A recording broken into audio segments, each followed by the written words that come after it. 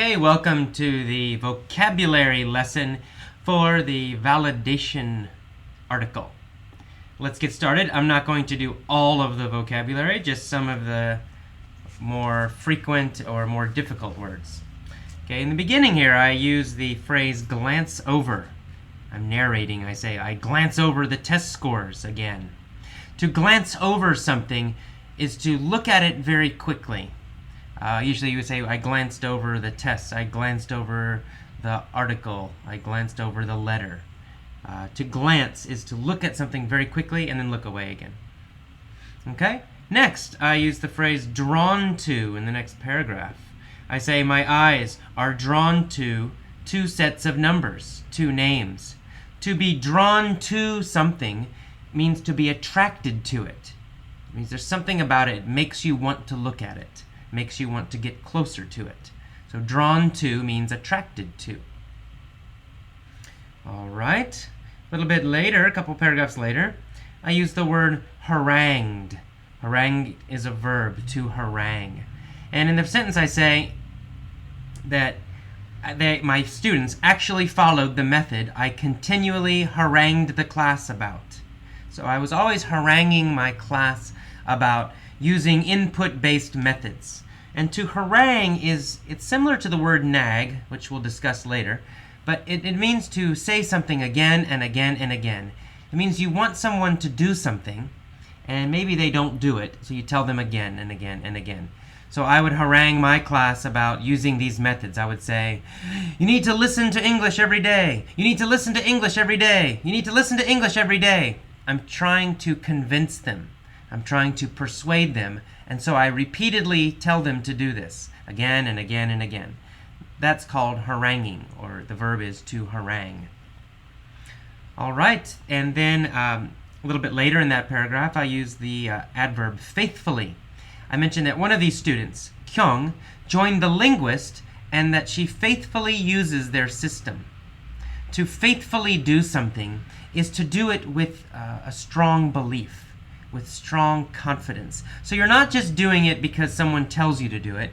You're not just doing it with half an effort or with just a little bit of effort. It means you really believe what you're doing. You think it's a good thing, and you really, really, really want to do it. So that's faithfully. So Kyung faithfully follows the linguist system.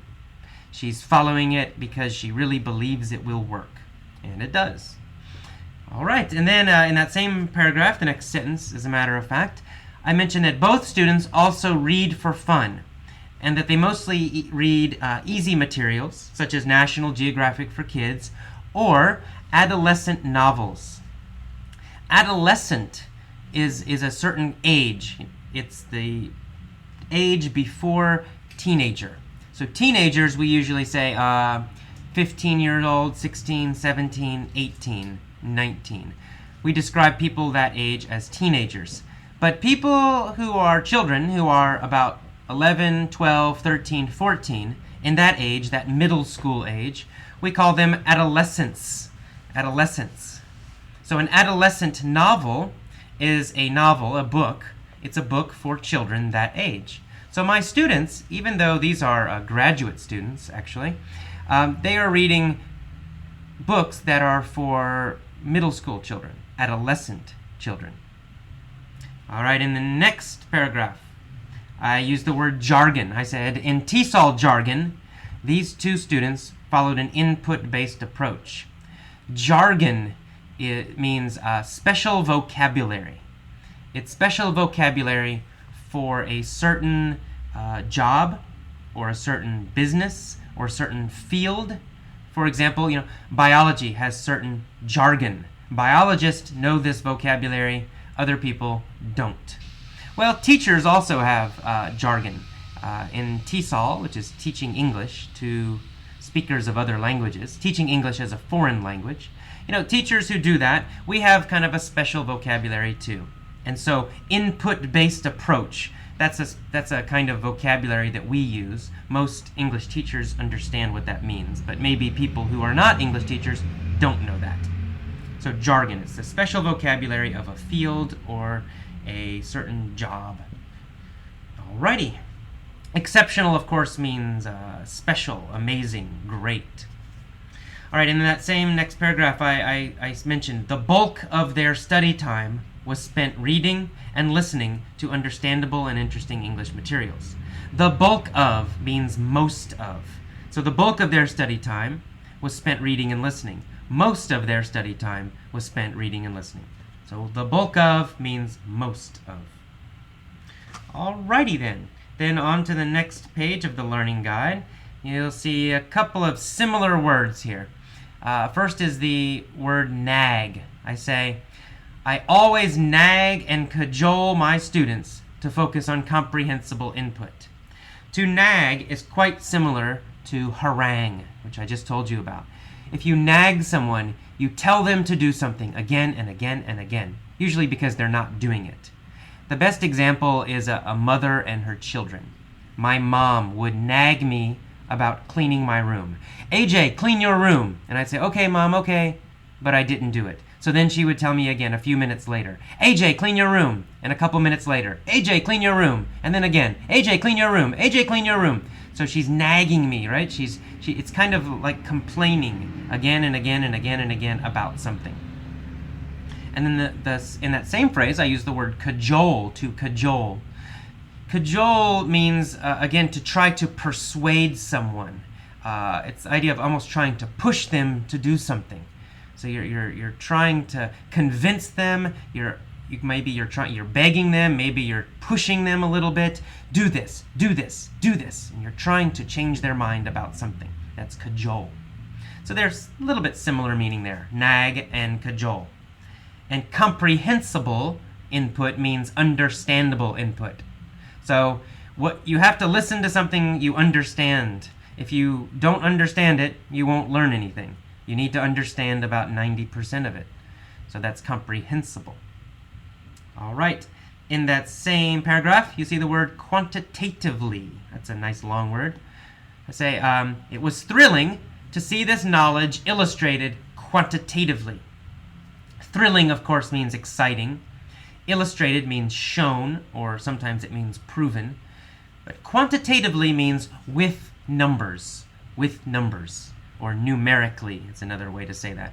So I knew that these methods were better, but in my own experience, in my own classes, I had never done like a pre-test and post-test research to show with numbers that this method is better. So this was my first chance to see with numbers in person with my own classroom, my own students. All right, in the same sentence, as a matter of fact, I used the phrase dramatic fashion. In dramatic fashion. It was exciting to see this knowledge illustrated quantitatively in such dramatic fashion. In dramatic fashion means in a strong way, in a powerful way, in a very noticeable way, something that everybody sees and notices. Easy to notice it, very powerful. So in a powerful way, in dramatic fashion. Alrighty, moving on then. I use the word replicate, skipping a paragraph here. I say many research studies replicate these findings. So I said this is not an isolated incident. An isolated incident means a special experience, something that doesn't usually happen. But this is not an isolated incident. This is a common incident. It's something that happens a lot. Many research studies find the same results. And I mentioned many research studies replicate these findings. Findings means results. Replicate means repeat or copy. And sometimes it can have both meanings together, to repeat and copy. So many research studies replicate these same results. They repeat these same results. When they study and compare input-based methods and analysis-based methods, the input-based methods always win, or 99% of the time. Okay, and then in the next paragraph, you'll see the word starkly. I say, I have never seen this phenomenon so starkly illustrated in person in a quantitative way. Starkly means in a strong and obvious way, in a strong and powerful way. So it's an adverb.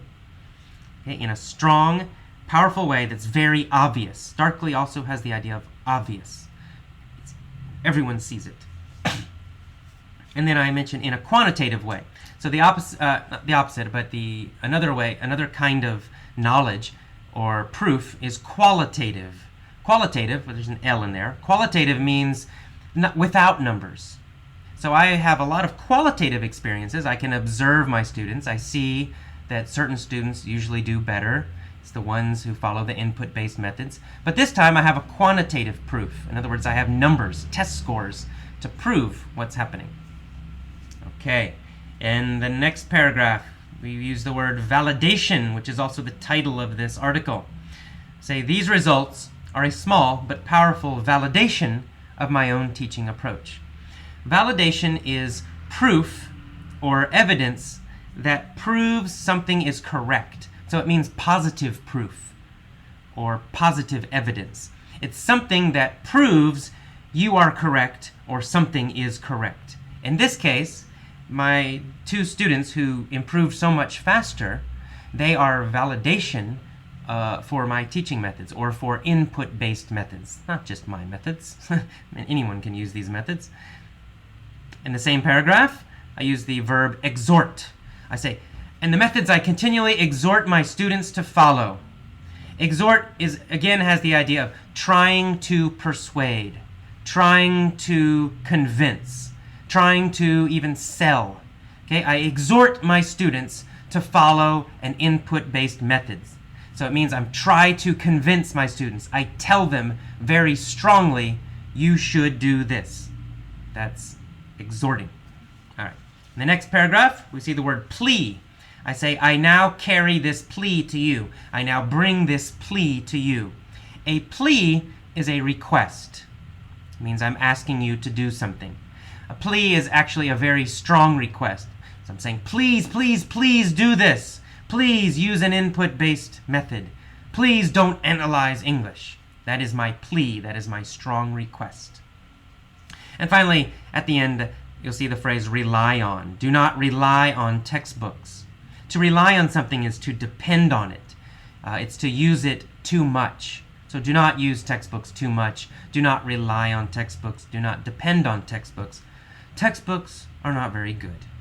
Okay, that's it for today's vocabulary lesson for the Validation podcast.